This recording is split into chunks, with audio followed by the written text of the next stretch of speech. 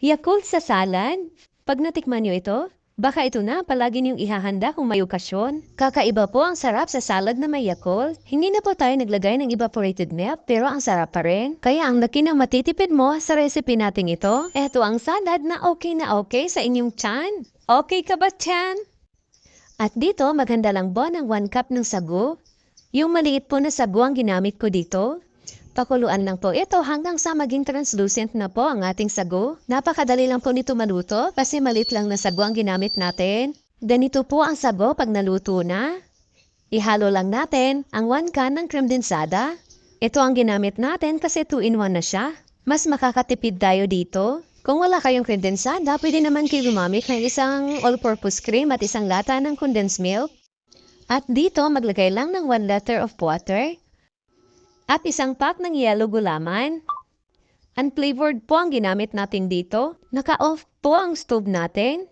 I-mix-mix muna natin itong mabuti hanggang sa tuluyang matunaw ang ating gulaman. Tsaka natin ito i-on ang stove.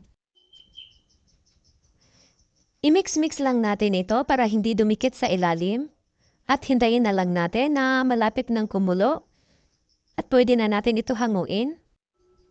At i-transfer lang natin dito sa ating lalagyan. Palamigin lang muna natin ito at mag-set ang ating gulaman. Ayan, malamig na. Pwede na po natin ito ikat. Hahatiin ko lang po ito. Dahil kakayurin ko itong kalahati. Kung ayaw nyo ng ganito, pwede naman na i-cut nyo na lang ng pa-cubes lahat. Mas maganda kasi tingnan pag may kinayod na gulaman sa ating salad. O diba, sa gulaman pa lang, ang sarap-sarap na tingnan o. Ang dami ng version nitong Yakult salad pero doon tayo kung saan tayo mas makakatipid. I-transfer lang natin ang gulaman dito sa ating mixing bowl.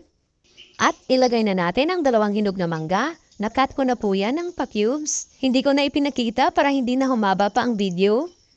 At ilagyan ko lang ng half cup lang ng buko para mas malinamnam. At ang bida sa ating salad, ang Yakult. 3 Yakult po ang nilagay ko dito.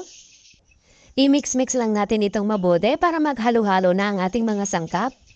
Pero medyo maliit itong lalagyan ko. I-transfer ko lang sa ibang lalagyan. Ang dami pala nito. Hindi ko inasahan na ganito pala ito karami. At ihalo na natin ang sago at creme densada natin kanina.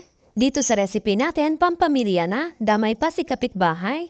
Kung magkagalit kayo, tsak na magkakabati kayo dito. Charot!